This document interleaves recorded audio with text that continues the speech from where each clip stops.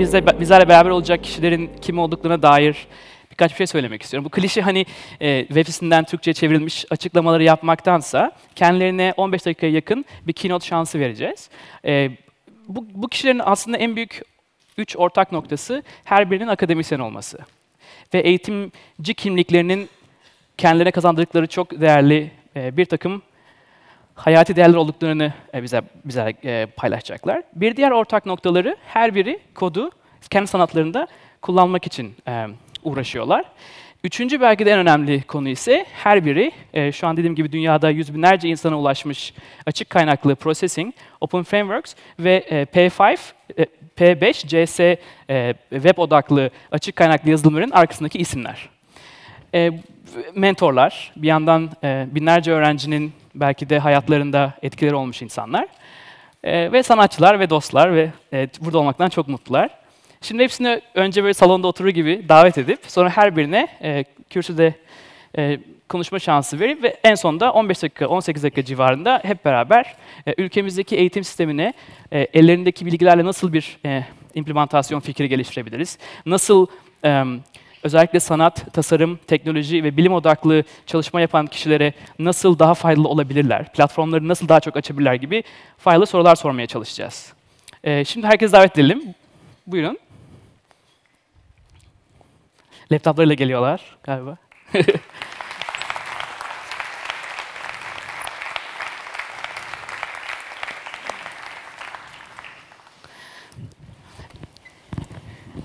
Türkçe, İngilizce arada değiştirmeye çalışacağız. Welcome again. Super meaningful to have you here in Istanbul this morning. And I kindly share your invaluable journey in life from an education perspective, artist perspective, and sharing culture perspective. So today we are very happy to have you and enjoy your journey. So we'd love to start with Kyle McDonald and start his presentation.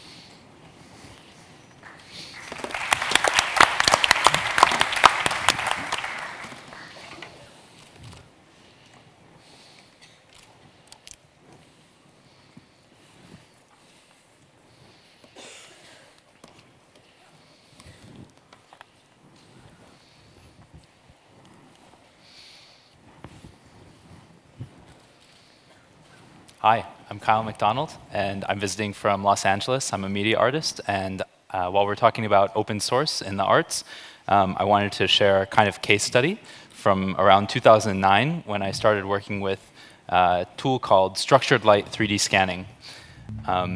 Just before, in 2008, I saw this piece called Body Traces by Sophie Kahn and Lisa Para, and they were using a toolkit called David Laser Scanner at the time, where you kind of scan a line laser across a scene and then use a camera to reconstruct the 3D form of that shape based on how the laser deforms across the object. So you can imagine if you're scanning something that's kind of round and you project a line on it, then it turns into a curve, and you can follow that curve to estimate the 3D depth of the object. So they did this with a kind of custom Lego setup that had a laser line scanner on it, and then they would kind of lay on each other with one of them wearing black clothing and the other one getting scanned by the laser scanner. They produced a 3D scan, and you can see it took a long time, one frame at a time, about 2 minutes per frame. So to create a few minutes of video, it took them weeks to take all of these scans very slowly. I saw this and I was really inspired by the quality of the 3D scans that they got out of it and the kind of ephemeral feeling of these point clouds, but I thought there must be an easier way to do this that would allow us to experiment faster and explore more creative possibilities. So I saw this video that same year, House of Cards for Radiohead, directed by James Frost, and it looked really glitchy, but there was something going on there that was much more real time than 2 minutes per frame.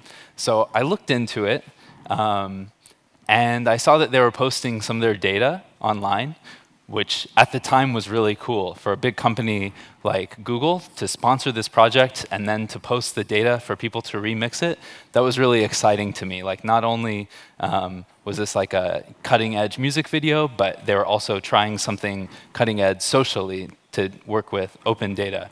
Of course, now if you go there, it just gives you a 404 page, so these corporations don't always have our interests in mind when they're trying to preserve the arts, but it was inspiring to me, and I hunted down what researcher they worked with and how they made this video.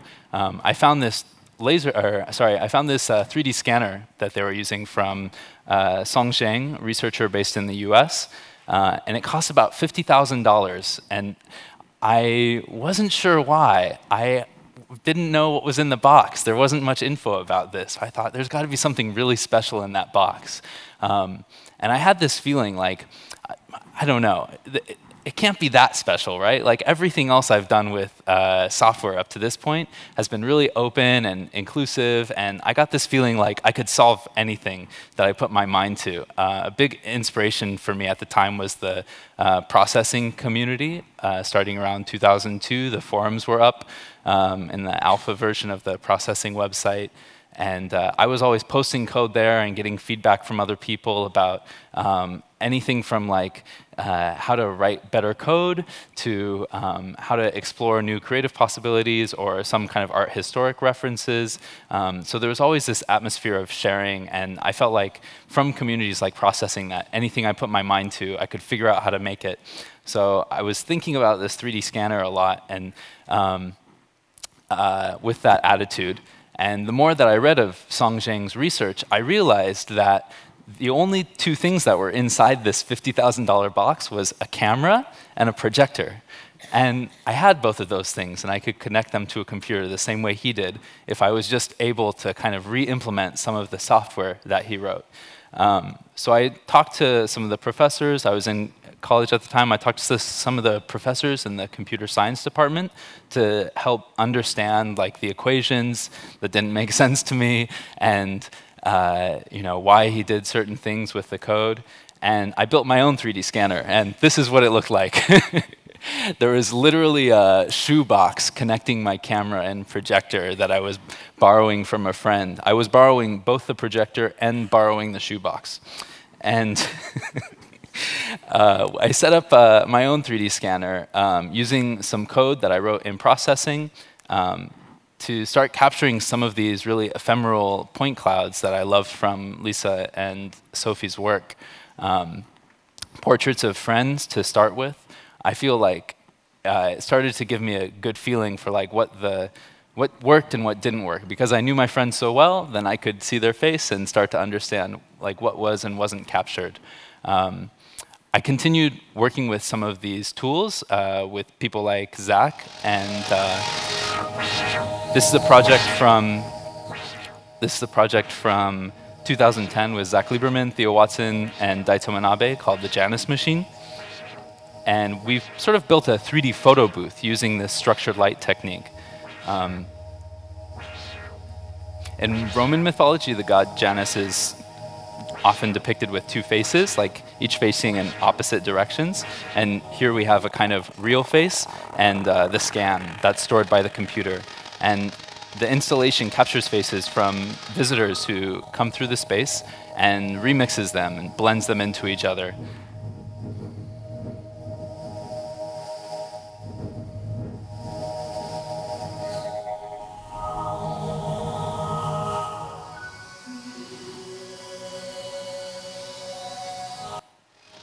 So around that same time, as I was building out these tools and working with people like Zach to make installations based on the things that I was learning, I started sharing as much as I could with everybody else so that we could all kind of explore faster together. I had this feeling that you know, as an individual artist, like as an individual creative person, I can only find so much with the new tools that I develop with my friends. But if I kind of put them out there in the open, then it's more likely that we're going to all discover more interesting things together.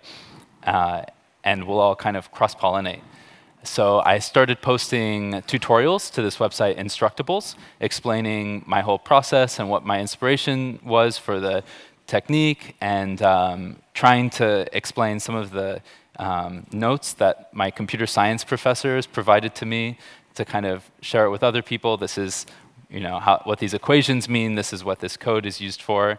I started a Google group and Google Code, which now I would probably use GitHub for this, but I started posting all of my code and inviting people who were interested in this to kind of talk about it with me so that we could think about what projects we wanted to make. And this was all around 2009, and by the next year, people were starting to post like music videos and dance movies and all kinds of things that they made with these tools.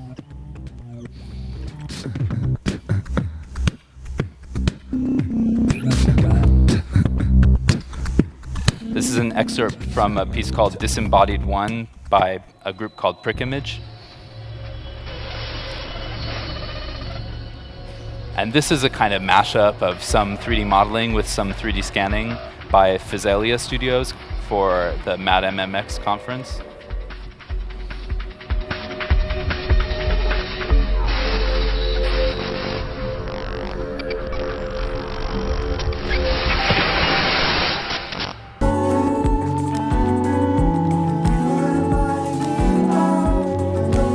This was a music video for the song Gold by Dark Star, made by Evan Baim.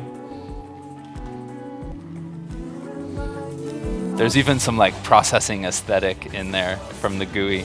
And I worked on this one. It was for Broken Social Scene song Forced to Love, directed by Macapun.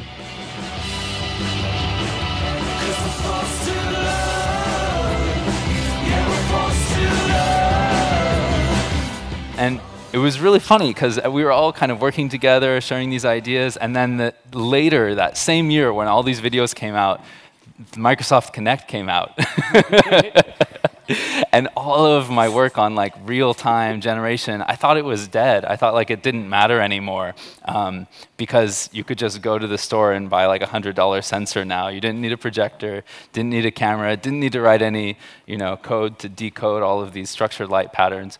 But what I realized over the next few years, talking to people who I never met but saw the code online, is that actually some of the structured light experiments and that community gave a lot of people a chance to explore working with 3D scans before the Kinect was available, and actually got them kind of kick-started on what they wanted to do with the Kinect. So that was really exciting to me. I think for a little bit I felt kind of sad, like, oh, all this work just went to nothing because of this product released by this huge corporation. But later what I realized is that it all kind of ebbs and flows as part of like a much bigger narrative that we're all part of. And for me, those techniques continued to evolve. I used those same things I learned from 3D scanning with Jonas Jongjan in 2013 to make this piece called Light Leaks, where we project from 3 projectors onto about 50 disco balls, and then we use structured light to map all of the reflections all around the room and kind of animate geometric patterns. And if I hadn't kind of dug into the structured light technique in the first place, then I don't think I would have had the idea, much less known how to make something like this. That's all. Thank you very much.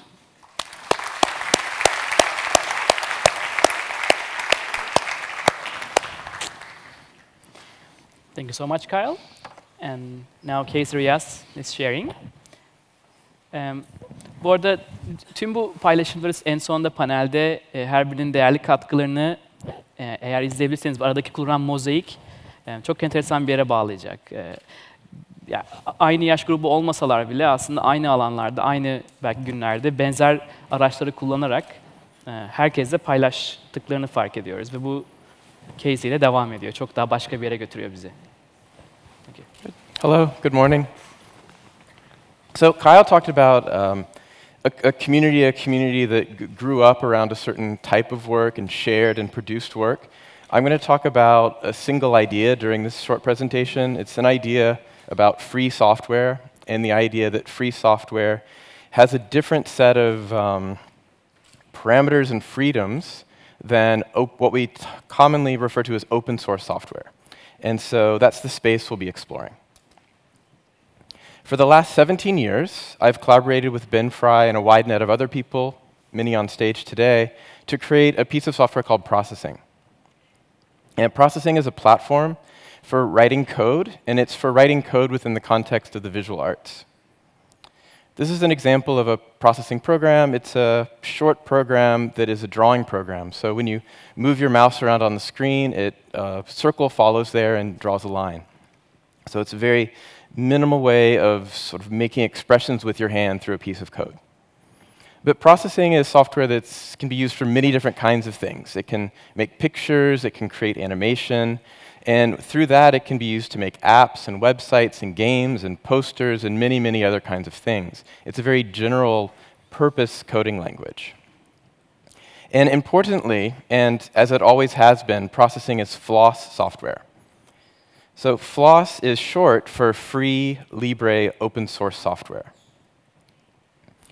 So the Free Software Foundation was the original organization to define the terms of free software or the freedoms of free software. And there's 4 essential freedoms for what they define and sort of I'm speaking about as free software. The first is the freedom to run the program. The second, to study and change the program in the source code form. So for example, that drawing program that we looked at a few slides ago, that you can see that code, that you can modify that code and change it. And then you can also redistribute exact copies. So you also have the freedom to share that program with other people. And then also importantly, you have the freedom to modify that program, to make your own changes, to enhance it or improve it or make it more personal, and then to distribute those changed versions. So those are the 4 freedoms outlined in the idea of free software. So the term open source, that idea or that term came after the definition of free software. And the idea of open source was to move all of those freedoms sort of away and to focus on that one freedom, the ability to see the source code. So in English, the word free has 2 meanings, and it's always been misleading and confusing when people talk about free software in that language. It's led to a lot of misunderstandings that the idea is that the software is free to use. And another misunderstanding with the term free software is a confusion with the word freeware. So freeware is software that is free to use, but oftentimes the source is closed or it can be proprietary. Freeware doesn't necessarily have the freedoms to read the source code and to modify the source code.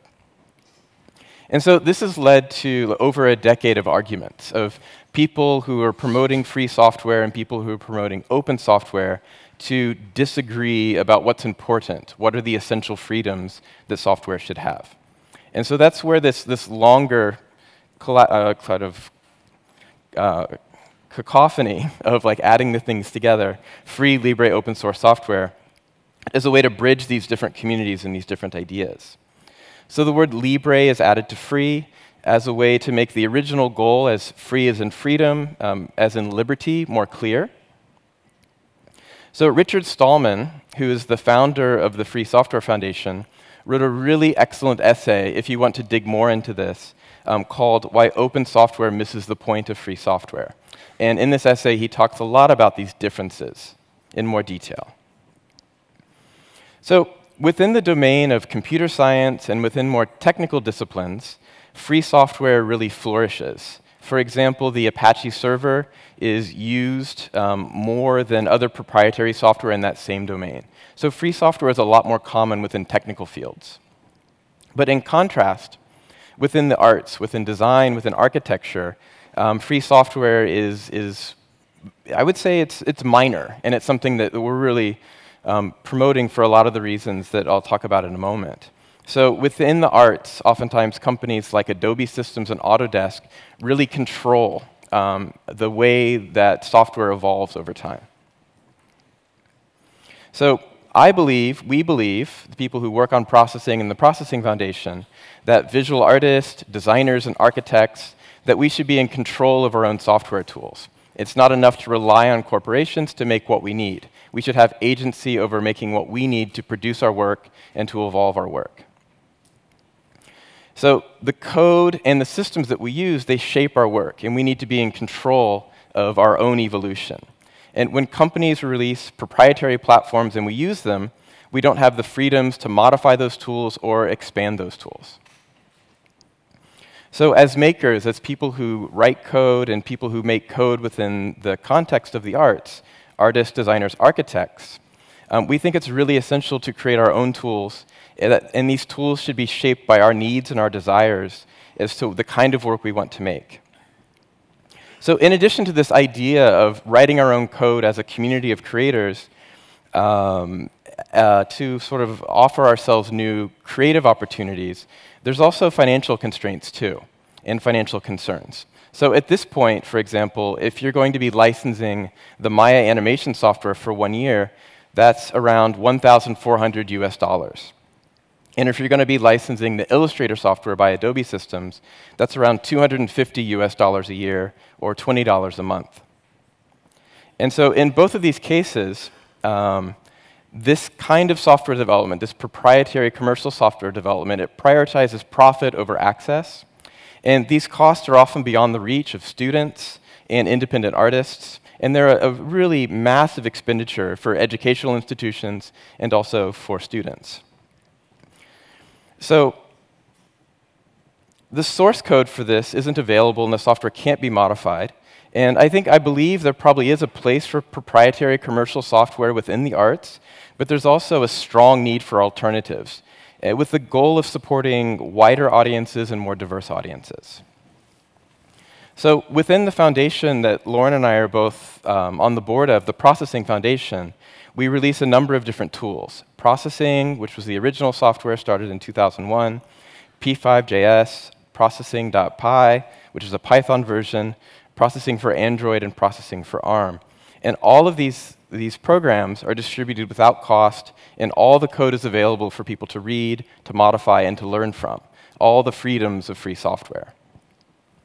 2 of the original free software licenses are the GNU public license and the GNU lesser general public license, and all of our software is licensed under these.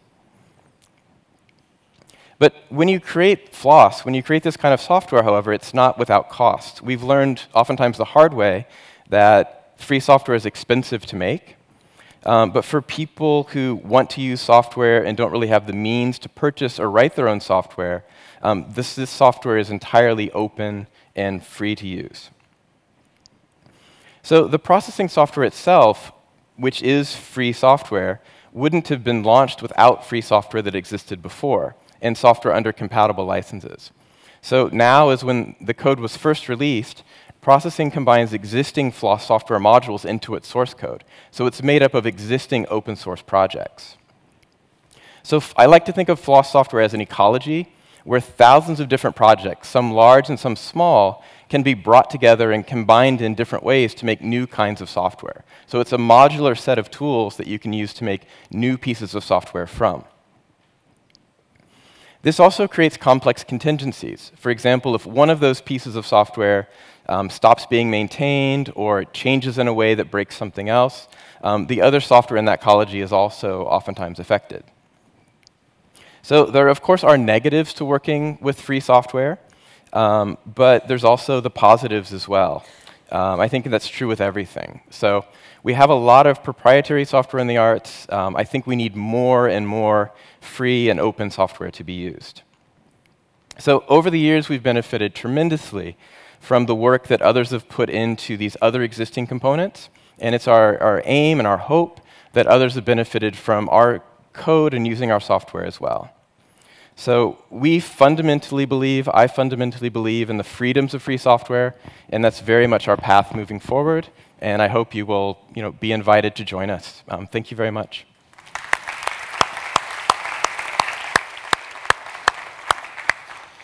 Thank you so much, Casey. Çok enteresan bir durum. Bilmiyorum eğer burada şu an processing kullanan kaç kişi var ya da kaç kişi kodla iş üretiyor bilmiyorum ama var mı burada şu an kodla iş üreten kişi sayısı? We have a lot of actual audience using code in their work. So I think yani genel olarak böyle bir paylaşım yönteminin hani nasıl çıktığını görüyor olmak büyük bir ilham olduğunu düşünüyorum. Thank you very much again. Just wrapping up. And now, Lauren, thank you so much for being with us.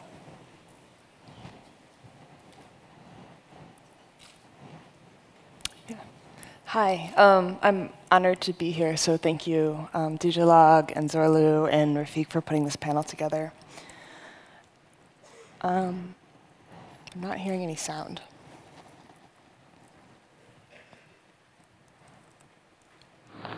Oh, there we go, sorry. So in 2013, I started trying to crowdsource my dating life. And I used this system called Amazon Mechanical Turk, and I went on a bunch of dates with people I met on online dating sites. And I streamed the dates to the web using my phone. And then I paid people on this website to watch what I was doing and decide what I should say or do next on the date. And I would get these messages via text message, and I had to kind of perform whatever the instruction was immediately. So there are these different interfaces I experimented with where people got to choose the action or even write in exactly what I do. And these were some of the things they said.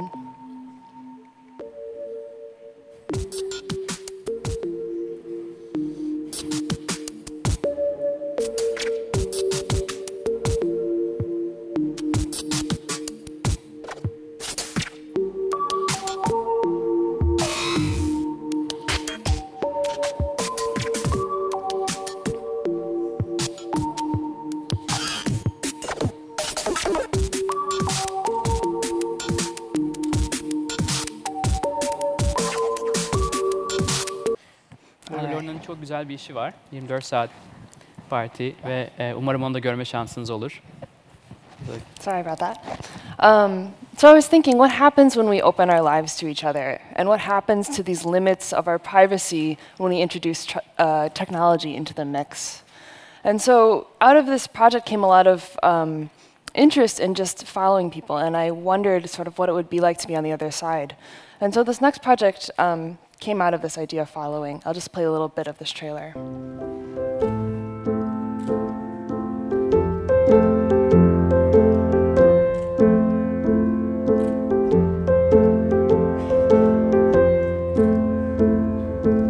So I wake up, I get dressed, I go out, I do things. I read a magazine, and I find out about people. Why do I know about their lives? Somebody should be knowing about mine. I want to share things with people, but I don't want to have to talk to people and tell them what I'm doing. I think it'd be great for them to see what I'm doing. It takes time to build relationships. It takes time to touch base with people. So I don't want another relationship. I just want to have a relationship with somebody that I never have to talk to, that can just follow me and see me having a relationship with myself. So Follower is a service that provides a real-life follower for a day. In order to be followed, you go to a website and you sign up, and you're asked 2 questions. Why do you want to be followed, and why should someone follow you? And then if you're selected, you're sent a link to download an app, and when you open it, it just says waiting for a follower. And you don't know what will happen, but one day you wake up and you're notified your follower is now following you. And this follower stays out of sight, but within your consciousness.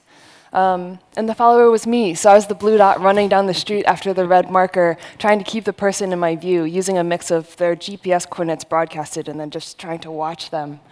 And then at the end of the day, it lasts all day long, you get one photo of yourself that I took sometime during the day. So these are a few of them. The titles here are taken from those questions of why do you want to be followed, or why should someone follow you?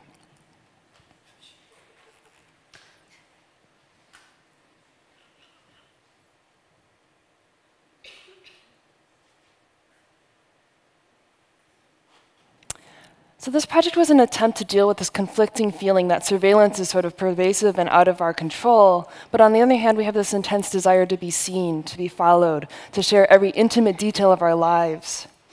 And I wondered if this desire was really fulfilled by watching a follower count tick upwards, or if a real-life follower might provide something more meaningful or satisfying.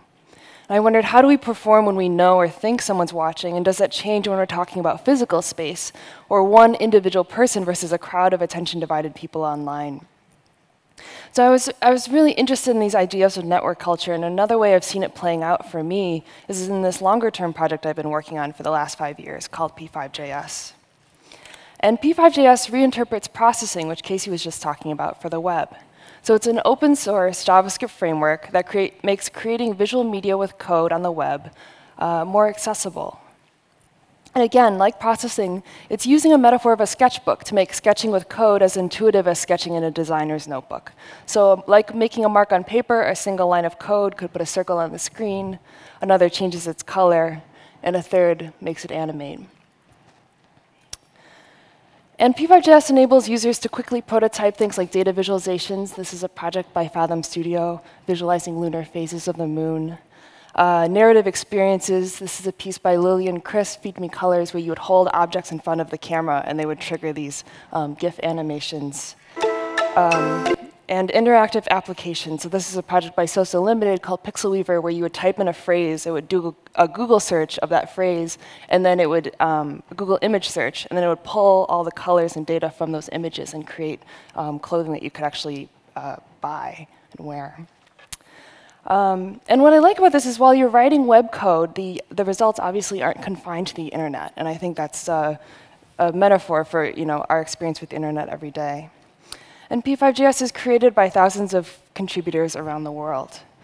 And so this has been really the most interesting part of this process for me, and it's made me think a lot about the question of, if we're talking about open source, what does open really mean? It starts from the idea that processing was open source, and this directly allowed for the creation of this project, P5.js. And I thought, how else can we make access a priority?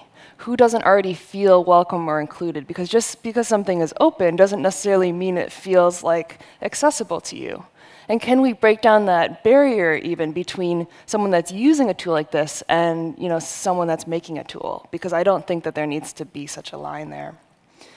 And so when I was starting off this project, it became really clear to me that just keeping diversity and inclusion as core values of this project and making them explicit rather than implicit was really important to me.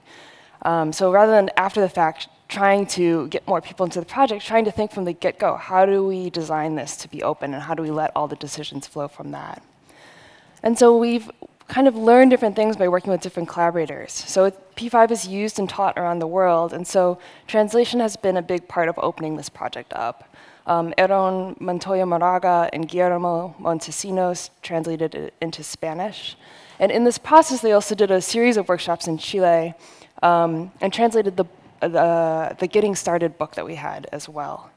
And it's also been translated into Chinese by Kenneth Lim and Chen Ye, and we're hoping to take on more languages soon. When I first started working on this project, I encountered a culture where you had to sort of prove yourself before anyone would hear you.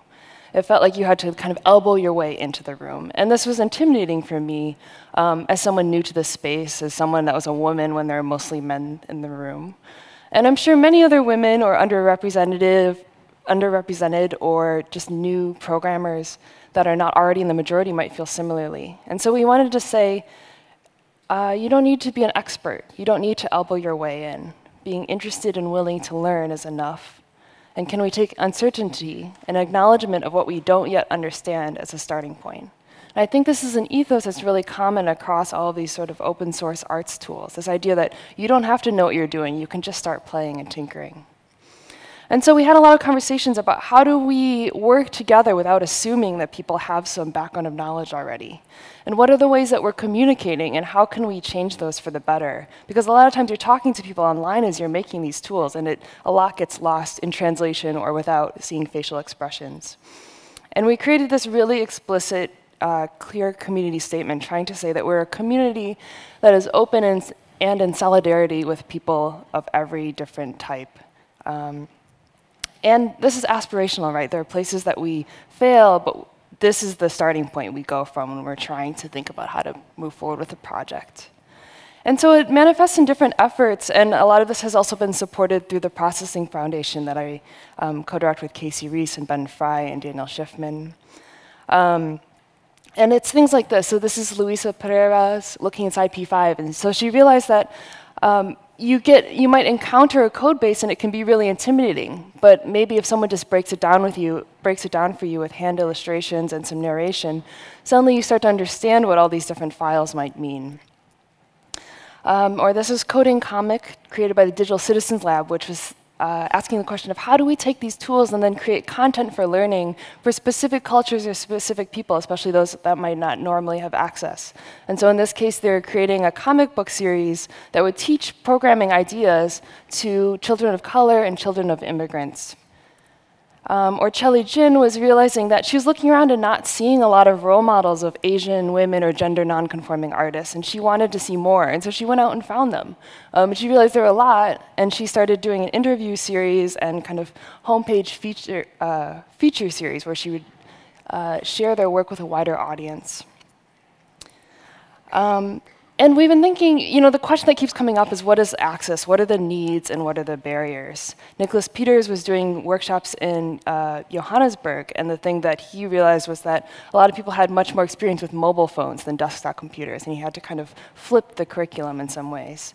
Or Susan Evans was working in Washington State prisons, and there was very limited access to computers, and so she made a set of paper-based curricula so people could keep learning even when they weren't in front of the computer. And a big part of this work has been thinking about disability and accessibility. So Claire Kearney-Volpe has been leading this project with a number of collaborators, focusing on the blind and seeing impaired. And she said, what do you do if the hello world is a circle on the screen and you can't see that screen? And so it means thinking about high contrast modes so you can see things more clearly on the screen, or even giving audio feedback for the graphics, like descriptions of what's happening. And Taeyun Choi has been exploring sign language as a way of teaching code, and realize that it's not just translating the code into sign, but actually rethinking the props and the materials and the tools that you use to teach it. And with all of this work, a lot of times I feel worried, what if we get it wrong? What if we offend someone? What if we forget someone? And what I realize is, yes, you'll do all those things. But this quote that Chandler McWilliams shared at one of our conferences has stuck with me.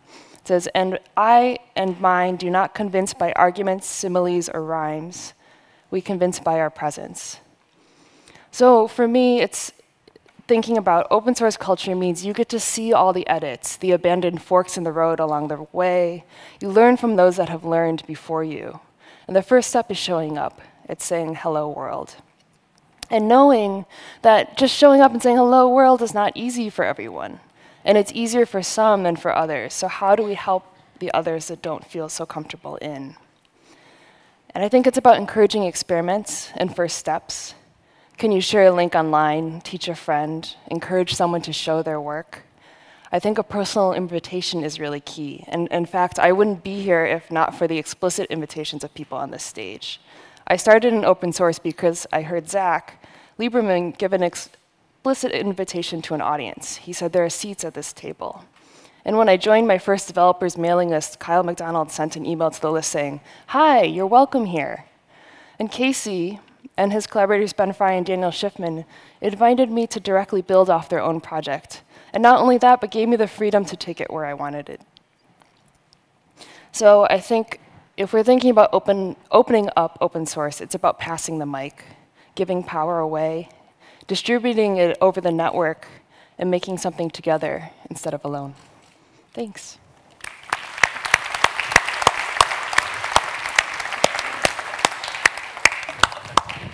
Yeah, thank you so much. Sırada Zach var. Lauren'la zaten işini görmek için de bir arada olma şansınız var ama hani en anlamlı olan yerlerden bir tanesi aslında hani başka birinin yaptığı bir işin başka bir kişinin aslında hayatına olan etkisinin ne kadar aslında basit bir forum postuyla başlayıp ilerleyebildiğini görmek enteresan bir deneyimdi aslında.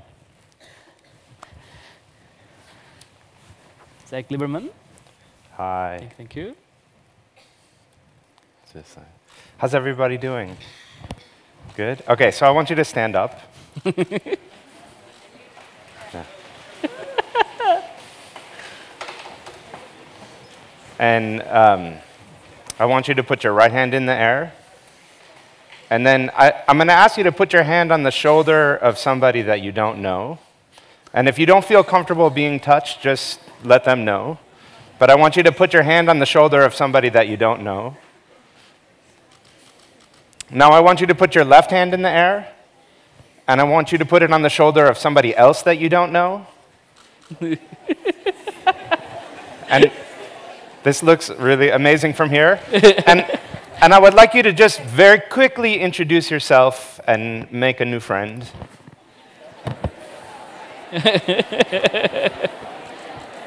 This is an amazing social sculpture.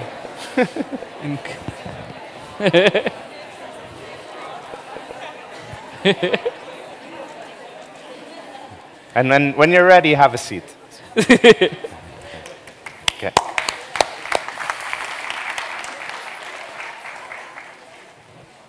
So my name is Lieberman. I'm going to talk to you today about poetic computation. I used to look like this. I studied painting and printmaking. I was doing fine arts and kind of accidentally started using computers to make artwork. I do all kinds of projects. I'm not going to talk to you about like a lot of my work. I'm going to talk to you about very recent things, but this is a project that I helped create called the Eye Writer. We worked with the paralyzed graffiti writer. We built a tool to help him draw graffiti movement with his eyes. This is a project that I did with Toyota. Toyota has this small car that people think you can't drive quickly, and we made a letter, an alphabet out of the car. We put colored dots on it and tracked it from above. We made a font out of driving. Do a lot of installations using the body, taking people's bodies and making them 4 stories high. I think Kyle also worked on this project. And been teaching for a long time. I taught at Parsons School of Design for about 10 years. And 5 years ago, some friends and I decided to start our own school called the School for Poetic Computation. We're really interested in poetry. And we want to celebrate, in the work that we do, people talk about it as kind of creative coding. That's the main kind of phrase. But we really wanted to find a way to celebrate poetry and to celebrate the poetic. The word poem, in the technology world, there's like this concept of demo, making a demo. If you have a new technology, you would make a demo to explain what it does. But the word demo is very easily turned into the word poem if you rearrange the letters. And we're really interested in poetry. What does it mean to be human? What does it mean to be alive? And making artwork that celebrates this. When you go to find poetry, you always have to go to the back of the bookstore. And it's this tiny section in the back where you can find these little books that people are writing. And they're quite beautiful expressions of what it means to be human, using really precise words to describe meaning. So we do this school. We're based in New York City. This kind of alternative program, 10-week program, where we focus on code, electronics, and theory. And we cook a lot, we eat a lot. And one of the things that I do in the school is I teach a class called Recreating the Past. And so every week I talk about a different artist and designer. So for example, Muriel Cooper, who helped create the MIT Media Lab, and she had a group there called the Visual Language Workshop. We study her work, and the students learn about the work of her group, and then they have to recreate one of her projects. The assignment is really easy. We talk about the artist, and then their homework assignment is to recreate the project using modern tools. Or Vera Molnar, who's a Hungarian artist based in Paris, and since the early 70s, she was writing code to control a pen plotter and doing algorithmic drawing with code. And then students will look at her work and then have to recreate it using modern tools, almost reverse engineering the work of these artists. And we were invited, the school was invited to come to this festival, and they were asking us, how do you want to show the work of the school? And we sent this image. We said, we want to show code and visuals side by side. Most time when you see artwork that's created with code, you don't actually see the underlying code, you just see the output. But we wanted to show both the text and the visual side by side. And so we created this installation where we had 2 LED screens, and you could see really the text and the visuals simultaneously.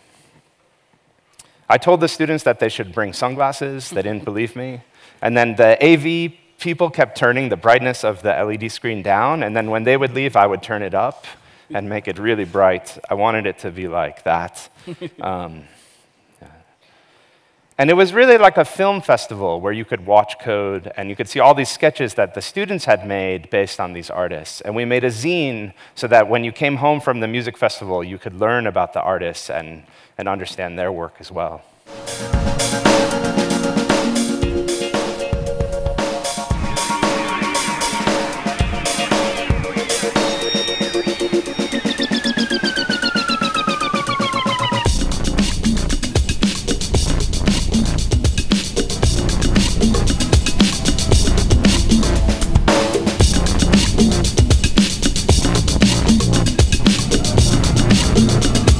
And you could see in the software, when there would be like a change, you could actually see numbers change. People thought that we were typing. We weren't typing, but people misunderstood. They thought we were typing the code live, which would have been crazy and awesome. But you could see when there's an actual like change in the numbers, the line would I'm going to just focus here. The actual like line of code or the number would change, and then you'd see a corresponding change with the visual. So a very direct relationship between text and image. And I got so excited watching my students made all these sketches. For that project, they made about 50 or 60 sketches, and they just were having so much fun. And I got really inspired by them. And I'll kind of walk you through this process. I'll talk about my own sketching that came in response to their work. One of my students, Yuki Yoshida, for his final project, he made a booklet. And he tried to document all of the different algorithms that you could use to tell a computer to draw a circle. So there's actually lots of ways that you can tell a computer if you want to draw a circle, there's lots of ways of drawing a circle. And he showed, similar to the installation I showed you, he showed the code and the output side by side. And I thought of a way, and I wrote him an email, and then I wrote code to explain it to him. And the way this works is that you start with a rectangle, like the piece of paper, and you pick a random point on one of the 4 sides, and a random point on one of the other sides. And if that line intersects the circle, you don't draw it. But if it doesn't intersect the circle, you draw it. And as you start to add these lines, you approximate a circle. The more lines you add, the closer you get to a circle. And I got really obsessed with this idea, so I started to iterate on it. So this is the word love. Not super legible. I tried a smiley face. That didn't work very well. But then I was thinking, what if those lines actually bounced? What if they moved in those letter forms and bounced? So I started to write software that would simulate light, how the rays would actually bounce off the letter forms. And I got quite obsessed with light and reflection and refraction, and I started to create all these sketches that were just about that idea. And a lot of times the sketches that I make wind up in artwork for people to try. So this is an installation that I made where you can come and kind of play with these sketches that I've created. And the way this works is there are laser cut pieces, and when you put down the pieces, it's simulating what it would look like if light was reflecting off of those pieces.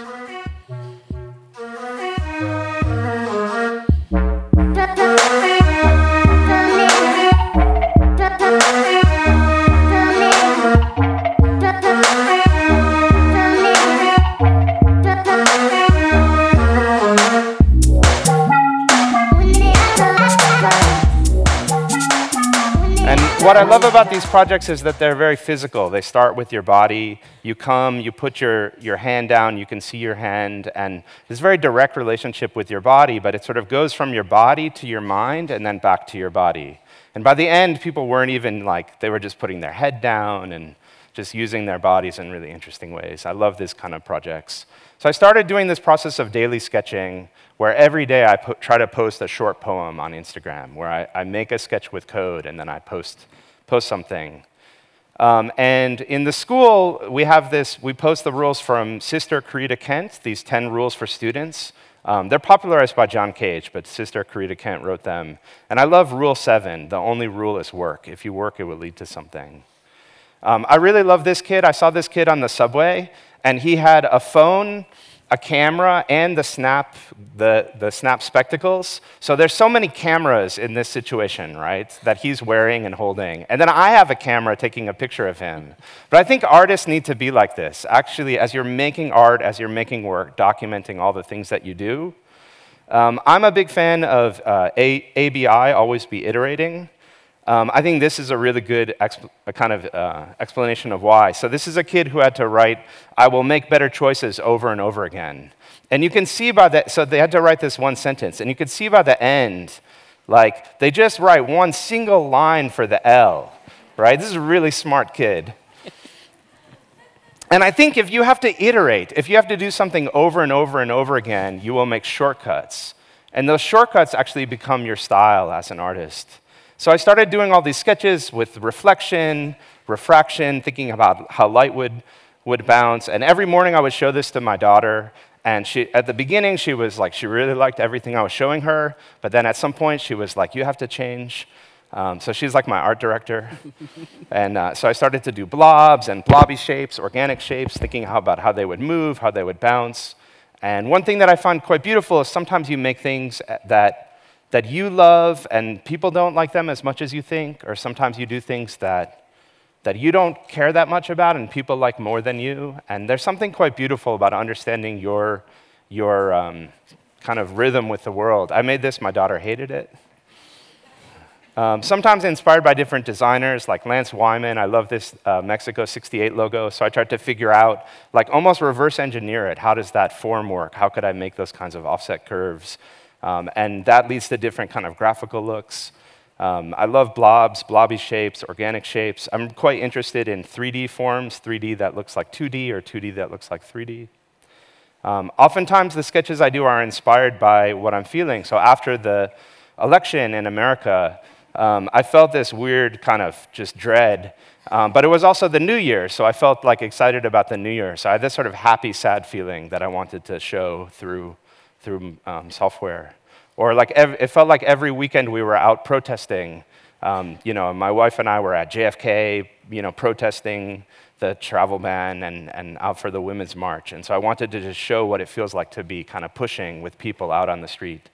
Or on the anniversary of my father's passing away, I found this motion capture data of somebody walking. And just this idea of a solitary person kind of was a way for me to communicate what I was feeling at the moment. Oftentimes, the things are very graphical and just kind of, find maybe a video clip and try to use it in an interesting way. And really inspired by different artists. So, for example, Ruth Asau is the sculptor that I really love. She has these amazing curves, and I tried to recreate her curves, not really like trying to remake it, but say, is there something from her work that I can try to bring to my own work and try to take those inspirations and see how they could be filtered. The last thing, I'm going to just jump. I quickly say that I've been doing a lot of sketches with augmented reality. So saying, what does it mean if you have a device and you know where the device is in space, like a camera or a screen or a microphone or a speaker? What does it mean to know where they are in kind of 3D position? So my wife, Momo, and I have been doing a variety of sketches trying to just play with, what does it mean to have a kind of 3D camera and use that in a creative way, taking photographs and breaking them into pieces.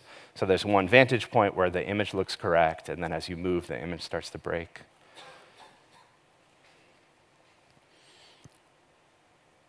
This is my daughter, River, recording her in space, and then you can walk through the frames of video. So the frames of video kind of stay in the location that they were taken, and then you can walk through them to scrub or replay the video. This is recording audio in 3D, and then you can walk through the audio.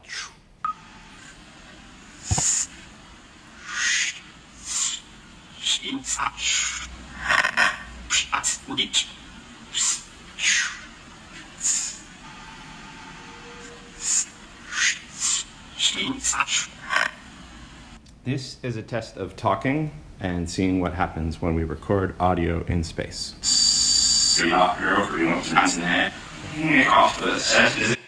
And then my wife and I have made an app called WeirdType where you can draw with typography in the air.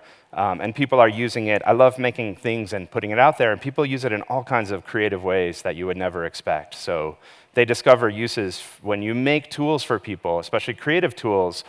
People will use it and really play with it in ways that are just totally unexpected. I really love this one, where somebody took the name of their company and then recreated it. The last thing I would say, so I started 2.5 years ago doing daily sketches. I also started doing open office hours. And this is probably my favorite thing that I do every week, which is I make myself available, I post online, and I try to spend 2 to 3 hours a week just talking to people, like on Skype or Hangouts or in person. And I just talk to people. And when I was an art student, I had a professor who every day would would have office hours. And I remember he was a printmaking professor. He would just open up his office door, and he would have a lemon poppy seed muffin and cut it into slices and sit with us. And what I found really amazing is that he just listened. And we were like just young students, and he just took time to listen to us. And I think that's really important. And so I spend time every week talking to people, and it's probably like, I think it's one of my favorite times is actually just listening, trying to have conversations with people, and sometimes offering technical advice or advice about study. And so if you have any questions, please find me in office hours. Thank you.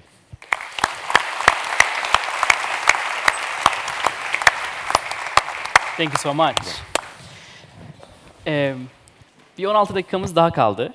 16 dakika 23 saniye hatta. Bu arada bu değerli paylaşımdan sizlerden gelen belli sorular var ve birkaç aklımda olan sorular vardı. Onlarla böyle minik bir tartışma ortamı ya da belki de paylaşma ortamı yaratmaya çalışacağız. Thank you very much again, once more. Super meaningful to have you in Istanbul and share your journey. There's a significant amount of people here, I think, using code in their work. I'm not sure the majority is architects or designers or artists, but there's a significant amount of audience, I highly believe, that are already inspired from your journey. So I have as a student from Istanbul, Turkey, one of my major problems was accessibility, of course. We know that right now we don't have a Wikipedia that is accessible, right? We are in this situation of we cannot access things even though we know how to maybe find resources, but there are some limitations in the culture. So, first, very general question, what would you give a sparkling point of maybe inspiration for very newly starting people? How would you start dialogues? Let's say, all of you have a very unique perspective about education. They're not very normal, let's say, biased, very, let's say, conventional education systems. So, how would you offer an idea for a culture like this? If you have any inspirations, any ideas that may inspire newcomers? The general question, I know, but yeah. I think one thing about software that is very different from making physical things is that one person or a really small group of people can make something and share it within a relatively short period of time. You don't need to have machinery or a large space. You can do it around a kitchen table. I think finding a friend and making something and then sharing that with the local community. And for example, when Ben and I started processing, it really was 2 people for about a year and a half. And then more people came and kind of snowballed. And I think software is really different from architecture, for example, where you need a client and in a kind of massive budget. You can start at your house and go for things. Wonderful. And also, the Turkish version of processing was already Burak Arıkan, belki tanıyanlarınız vardır. He helped for the community, for Turkish translation. Türkçe processing'e başlamak isteyenler için de Burak Arıkan'ın sayesinde kütüphaneler mevcut bu arada, ilginizi çekerse. It was a very wonderful information about the Burak's input, sorry. So yeah. I think for me, one of the things that really helped inspire and direct me early on was teaching, and I think that when you teach, you have an opportunity to relearn things for yourself, and also understand what other people are excited about and get excited about it. So I'd encourage everyone to try and teach things to each other, even if you don't know what you're doing. Yeah. By the way, Kyle says, I think one of the most inspiring part, you share your ideas on Twitter, literally, and with the community. He has incredible ideas that are shared with and discussed on online platforms. I think our culture generally have this closed circuit sometimes, but I think it's something very interesting, maybe an idea that can be an incredible practice for culture. It's wonderful to see your beautiful inputs. Thank you. Yeah, I think it's finding ways to feel able to make coding your own. And I think the examples that Zach showed from the School for Poetic Computation are really good ones. It's you don't have to be an expert before you can start to bring your own voice to it. It actually, as soon as you know the first key, you can start sort of putting your own twist on things. And I think sometimes you don't get depending on where you learn it, or if you're in school, you might have some impression that you have to reach a certain level of proficiency, and it's really not like that. It's kind of like language, like you just speak it in the way that feels natural or feels like you. I want to repeat what I've mentioned. I mean, Lauren mentioned this, and that I said this in a talk before, but I think it's really important to know that there is a space at the table. Like there's empty spaces at the table for everyone, and we want.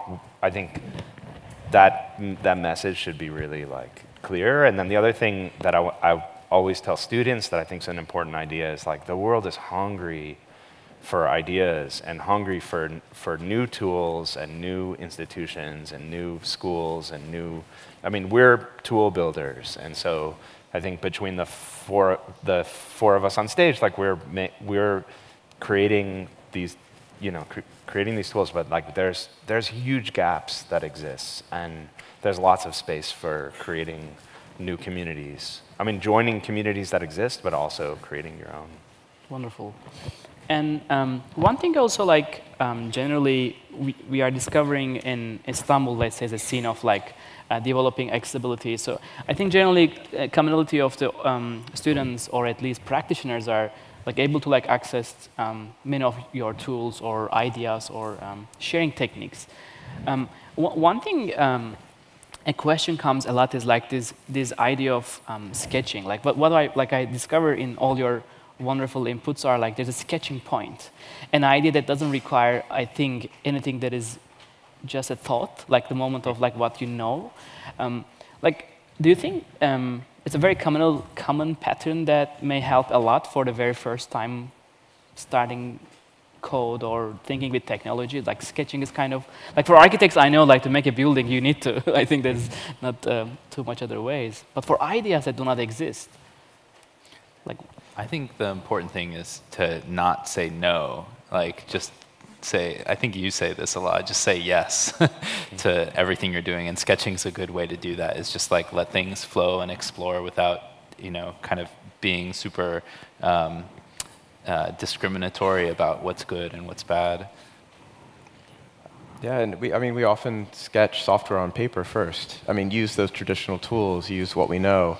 I think the idea you sketch in multiple scales and whatever you're quickest with. You can sketch with a camera. You can sketch you can sketch with clay. So many different things, and you can then bring those ideas into other forms in media, and then push them back out, and just let it compound.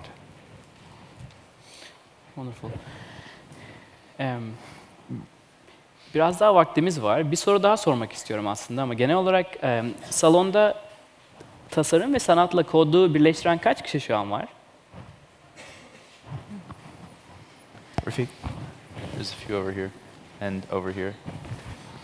Ya aslında direkt merak ettiğim konulardan bir tanesi de aslında eğitim anlamında bizlere jump start verecek başka konular. Biliyorum bir takım okullarda, bölümlerde açık kaynaklı kodla ciddi anlamda destek ve yatırım yapılan alanlar var. Fakat gördüğümüz gibi mesela Digilogue sayesinde en azından bu sergileme tekniklerini de geliştirebiliyoruz.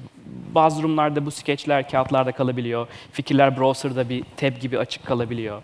Ya da doğru destek gelmediği zaman fikir fizikselleşemiyor. Yani sadece zahiri dünyada bir soyut fikir gibi kalabiliyor. Burada benim fark ettiğim en değerli nokta, her biri hem ürettikleri fikirleri zevkle paylaşabiliyor, hem de hem eğitim anlamında paylaşabiliyor, hem kendi ürettiklerini paylaşabiliyor, hem de başkalarının paylaşması için paylaşabiliyorlar. Yani aslında paylaşma kelimesi sadece ellerindeki yazılımın ücretsiz ve her bilgisayarda çalışabilmesinin dışında da başka yerlere gidiyor demek istiyorum.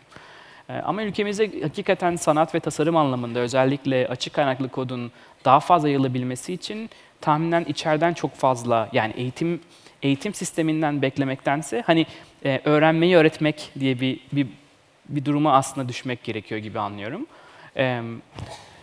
One of the also interesting things that while I was a design student at Visual Communication Design Department, I think one of the most inspiring parts was like being in the forums, like truly understanding communication through like people you never met. Like your social sculpture moment was, I think, an incredibly touching point. Like think about like how many times we are missing people to like do that moments of like asking and sharing and like bravely like talking about an idea. So do you still believe forum culture is completely up and running, that we can encourage people for beyond just social network interaction? Yeah, I mean, I think more that, you know, the tools are I mean, the tools are interesting themselves, but I think what is really powerful are the communities, right? The people around the tools, and so there's a lot of conversation, and I think kind of implicitly in processing open frameworks has been like really friendly people, and then I love P5JS is very explicit about the kind of ethics of community and communication, but I think there's lots of spaces. I also think coming together and meeting in person is really important, and I remember like early 2003 maybe processing and Ars Electronica, you know, having a table and sitting around a table is really important as well, but there are lots of online tools to communicate. And also, yeah. Maybe one more thing. I think with the processing project originally, it wasn't just about making the tool. We had these 3 different pieces. It was like learning and educational materials, community, and the software itself. And I think that's one thing that's technical, and the other 2 are sort of social and pedagogical. And I think that the project is really about those things interacting together rather than just the software. And maybe one more topic. Biliyorsunuz ki yarın workshoplar da olacak. Her birinin kendi alanlarında paylaşmak istedikleri, kendi deneyimlerinden sizlerle iletişime geçmek istedikleri yöntemler var. Dilerseniz bir de o soruyu soralım. Belki workshoplarını şimdiden öğreniyor olmak, detaylandırıyor olmak belki ilginizi çeker. Böylelikle yarın daha planlı, programlı gelebilirsiniz. Ama yarın bütün gün sabahtan benimle başlayıp son kişiye kadar herkes birbirinin ne yaptığının farkında olarak bir deneyim tasarlıyor. Dolayısıyla sabah girdiğiniz atölyeden çıktığınız atölyeye kadar büyük bir ihtimalle birbirinden farklı yazılımları, düşünce tekniklerini, mümkünse tartışmaları yaşayacağınız bir deneyim tasarlamaya çalışıyoruz. For tomorrow's workshop, there are probably people here that are also exciting to have you and experiment together, enjoy a workshop together. Would like very quickly maybe explain or just give a hint about, if you wish, about tomorrow's inner journey? Yeah. So I'm doing a conditional drawing workshop, and so I think one thing about coding is that I feel it's less technical. It's really about ideas. It's about ways of thinking. That's the most difficult thing about it, is thinking in a different and new way. And so you can learn about all the fundamentals of writing code without even touching a computer, and you can do a lot through different kinds of drawing exercises. And so the plan is to spend the hour making about a half dozen different drawings, but drawings that lead to the kind of thinking that you later apply to writing code. Wonderful. I'll be giving something more like a masterclass that will cover a lot of different topics around machine learning and AI, and trying to seed you with lots of ideas about face tracking and kind of distributed identity and things like that. Bu arada yapay zeka ve makine öğrenmesi üzerine ben de benzer kodları paylaştığım daha böyle masterclass gibi geçecek. Özellikle bu alanda ilgisini çekenler yapay zekayı en azından başlangıç seviyesinde nasıl temel anlamda bir yere gidilebileceğini ilham almak için de iyi bir fırsat olabilir.